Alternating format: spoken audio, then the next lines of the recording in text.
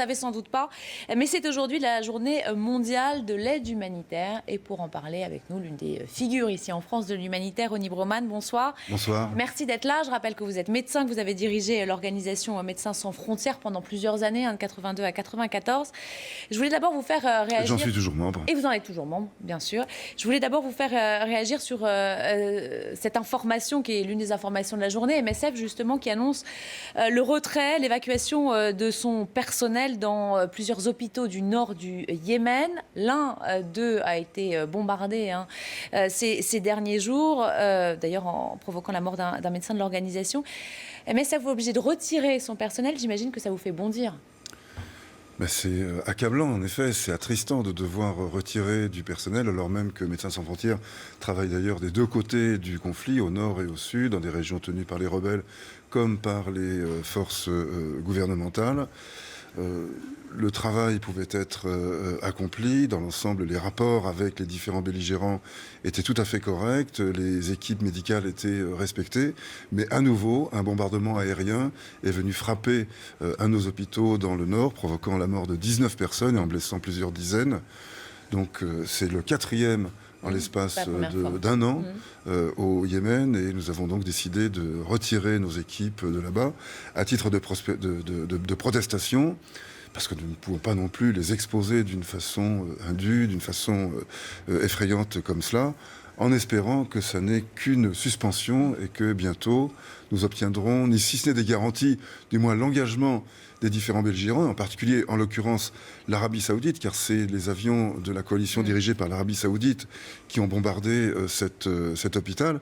Et je rappelle que la coalition dirigée par l'Arabie Saoudite est elle-même soutenue par les principaux membres du Conseil de sécurité, en particulier les États-Unis, la France, la Grande-Bretagne, et qu'on peut attendre de ces pays-là, de notre pays en particulier, et puis des deux autres également, qu'ils fassent les pressions nécessaires pour que l'aviation saoudienne ou l'aviation de la coalition plus généralement prenne garde à ne pas bombarder des hôpitaux, ne pas bombarder les zones civiles en général, et vise les combattants qui, après tout, eux, s'exposent, et ça fait partie du jeu, mais en tout cas épargnent les civils.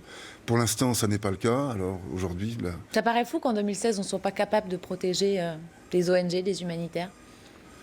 Vous savez, la guerre, la cruauté de la guerre, c'est précisément qu'elle est étendue, qu'elle ne fait que très peu de quartiers. Dans l'ensemble, tout de même, une partie des belligérants, des conflits qu'on le voit dans le monde, ont tendance à faire attention aux humanitaires, à ne pas s'en prendre directement à eux, sauf récemment au Yémen, et de façon pratiquement systématique depuis 5 ans maintenant, en Syrie, où ce sont des dizaines et des dizaines d'hôpitaux qui ont été pris pour cible dans ce que l'on peut appeler une stratégie de terreur voulue par le régime et mise en œuvre par ses troupes, de façon à décourager, à démoraliser la population. Ça ne marche pas, mais enfin, c'est bien ce qui est à l'œuvre. Vous évoquez à l'instant la Syrie. Il y a une image qui a fait le tour du monde ces dernières heures. C'est celle de ce petit garçon de 5 ans, victime d'un bombardement justement à Alep.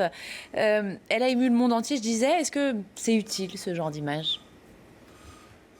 Utile par rapport à quoi ? Nous rappeler que cette guerre en Syrie est dévastatrice, qu'elle cause des victimes comme ce gamin qui a perdu toute sa famille et qui est le seul survivant. Elle nous rassure finalement, cette image. Peut-être nous rassure-t-elle en nous disant que notre cœur n'est pas entièrement brisé, n'est pas entièrement durci, et que nous sommes sensibles, nous sommes compatissants. Mais enfin, elle ne change strictement rien, pas plus d'ailleurs que la photographie du petit Aylan, ce gamin mort sur une plage de Turquie, n'avait changé quoi que ce soit au sort que nous réservons aux réfugiés, car nous appelons au respect des normes humanitaires dans le reste du monde. Mais il faut aussi se souvenir que pour les réfugiés qui fuient précisément ces effroyables conflits, on fait bien peu de place en Europe, et d'ailleurs dans le reste du monde. Il ne faut pas accabler l'Europe d'ailleurs de ce point de vue-là. C'est le monde entier qui devrait être mobilisé pour accueillir, à défaut de pouvoir empêcher les conflits, de pouvoir protéger sur place les populations civiles, permettre au moins que le droit de fuite soit respecté et que des gens puissent chercher un abri ailleurs que dans un pays qui est ravagé par la guerre. Eh bien ça, c'est au moins ce rappel-là que l'on peut faire. Enfin, je doute que cette photographie change quoi que ce soit, si bouleversante qu'elle soit, à cet état de choses. C'est, je le disais, la journée mondiale de l'aide humanitaire aujourd'hui. Vous avez connu des ONG qui étaient des associations, alors elles le sont toujours aujourd'hui, mais c'est devenu des structures quasi multinationales, ça s'est professionnalisé. Est-ce que ça change quelque chose? Ça change dans la mesure où les moyens, je pense à Médecins sans frontières, quand je suis rentré à Médecins sans frontières en 78, il y avait une personne qui travaillait à plein temps, qui assurait le secrétariat et l'accueil. Aujourd'hui, il y a des centaines de personnes qui sont salariées en permanence. Nous envoyons des milliers de volontaires sur le terrain chaque année. Donc il y a en effet un changement d'échelle qui est rendu possible par la mise en place d'une structure, donc avec une certaine bureaucratie. Ça donne plus de pouvoir face aux États, notamment dans les conflits? Oui, enfin, je ne crois pas que ce soit la taille qui donne plus de pouvoir, c'est le fait que l'aide humanitaire a recueilli beaucoup plus de considération au cours de ces dernières années. D'ailleurs, peut-être en parallèle avec un certain déclin du politique, parce qu'on attendait des politiques, parfois on l'attend à tort, parce qu'ils ne sont pas capables de remplir cette mission des humanitaires. Donc il y a beaucoup d'espoir, beaucoup d'investissements qui sont mis dans l'humanitaire, et nous n'avons pas toujours les épaules assez larges pour porter ces espoirs ou ces investissements. Mais en tout cas, ce qui est certain, c'est que nous faisons beaucoup plus de choses, nous rendons plus de services. Regardez la guerre du Darfour, par exemple, qui a ensanglanté le Soudan pendant des années, au début des années 2000. C'est une guerre qui aurait fait beaucoup plus de morts si elle s'était produite dans les années 70, où par exemple, moi je faisais mes études de médecine à l'époque, je militais aussi à l'extrême gauche contre la guerre du Vietnam, enfin contre l'impérialisme américain qui faisait la guerre au Vietnam. Mais à cette époque-là, d'une part, on ne parlait pas d'humanitaire, de respect des civils, alors que plus d'1 million de personnes sont mortes au Vietnam, qu'on y a déversé plus de bombes que pendant toute la Seconde Guerre mondiale.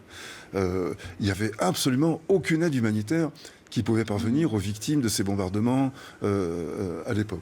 Donc les choses ont changé. Ces grandes associations comme Médecins sans frontières et d'autres peuvent se déployer sur de très nombreux terrains et rendre d'immenses services, en tout cas pour ceux qu'elle arrive à atteindre.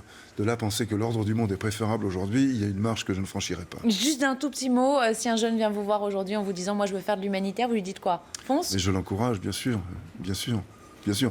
C'est une aventure personnelle, c'est un enrichissement intellectuel, un enrichissement moral. Oui, bien sûr, je pense que ça reste encore quelque chose à faire, bien sûr. Merci beaucoup, Ronnie Broman, d'avoir été avec nous ce soir sur le plateau d'ITélé. Et je rappelle, tiens, au passage, ce livre que vous publiez chez Editis, Diplomatie de l'ingérence.